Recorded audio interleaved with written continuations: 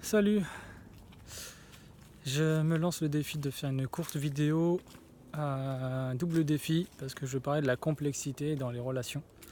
Donc je vais essayer de montrer simplement en quoi la complexité accepter la complexité et la prendre en compte dans un lien avec une autre personne peut être très...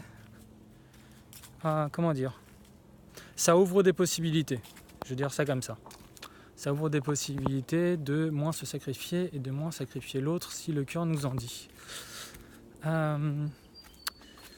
Et en fait, pour cela, ce qui fait que ça va être plus complexe, c'est qu'on va petit à petit, c'est les personnes qui ont envie et qui peuvent, sortir petit à petit d'un fonctionnement binaire du ou, moi ou l'autre, ce choix ou celui-ci uniquement, est quelque chose qui est très... souvent, quand on est dans le fonctionnement binaire, c'est une réaction, pas toujours, mais je distingue ça quand même assez souvent. Et entrer dans quelque chose de plus inclusif qui va être tel élément et ça et ça, et en fait ça fait effectivement c'est complexe, ça fait une somme de choses potentiellement à gérer en temps réel et j'ai envie de dire pour le meilleur. Ça dépend. Ça dépend. Putain, qu'est-ce que ça dépend. Et voilà, en étant plus inclusif, on augmente les chances d'être dans quelque chose de moins sacrificiel, c'est-à-dire que dans l'histoire, il y aura moi et l'autre. Et on sera moins ou pas dans quelque chose de moi ou l'autre. Ça c'est... Ouais, je suis en train de me perdre moi-même dans la complexité. Alors, je donne un exemple, comme ça, je pense que ça va éclaircir l'affaire. Je suis avec une autre personne, il y a quelques tensions, et tous les deux on aimerait bien être plus à l'aise en fait, et on a envie de prendre le temps de ça, prendre soin du lien. On a envie de prendre le temps de prendre soin du lien. Et je pense que rien que prendre ce temps-là, déjà, c'est un acte d'amour envers soi et l'autre. Et c'est aussi courageux parce que ce ne sera pas forcément simple. Enfin, oui, c'est ça. Le mec qui se perd. Ouais, j'ai une longue journée. J'ai décidé de faire une vidéo quand même, avec les ressources que j'ai maintenant.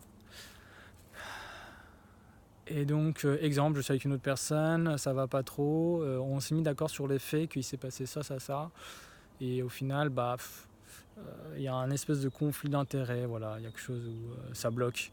Donc moi je vais lui dire voilà, il s'est passé ça, je me sens comme ci comme ça. Donc par exemple, je me sens triste, je me sens fatigué, las, et j'ai vraiment besoin de réconfort, de sécurité, et voilà.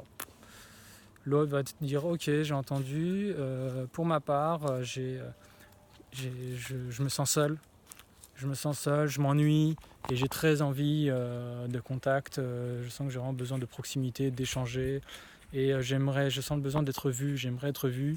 Là tout de suite, j'arrive pas à me voir à cet endroit-là, j'aimerais qu'une autre personne puisse me voir à cet endroit-là, ce serait vraiment chouette. Et voilà, tout simplement. Sentiments, et on a pris en compte, on a écouté les sentiments des deux côtés, les besoins des deux côtés. Bien sûr, quand on a de la difficulté à identifier ses besoins, ça nécessite plus de temps, de prendre en compte les émotions, les sentiments, et de creuser un petit peu. Un peu de persévérance et de patience peut parfaitement faire l'affaire dans beaucoup de cas. Et du coup, voilà, c'est complexe parce qu'il y a un amas de sentiments, d'émotions des deux personnes, plus leurs besoins, et il y a une situation définie.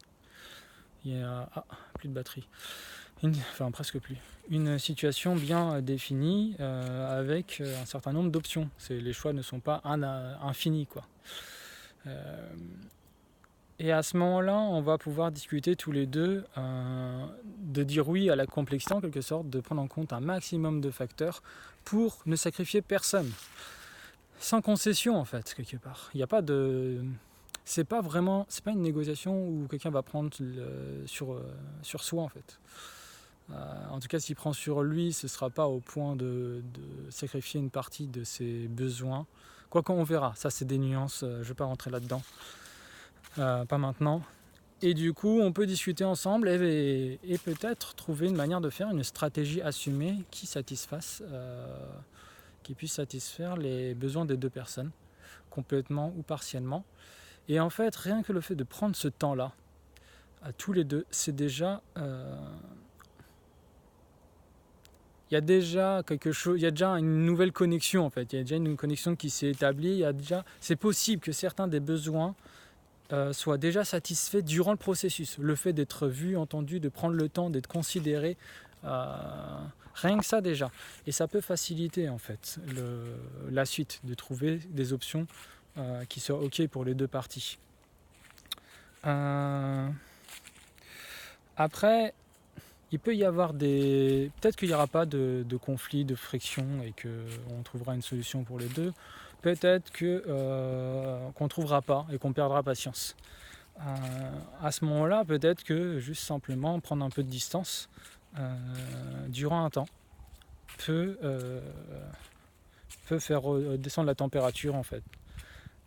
C'est une possibilité parmi beaucoup d'autres.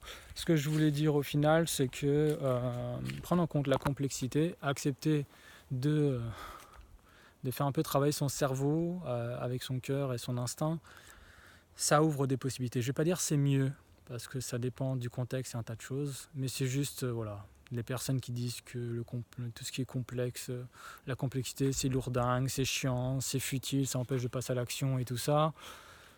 Pas que, peut-être, mais pas que. Voilà. Donc vive la complexité quand on est d'humeur.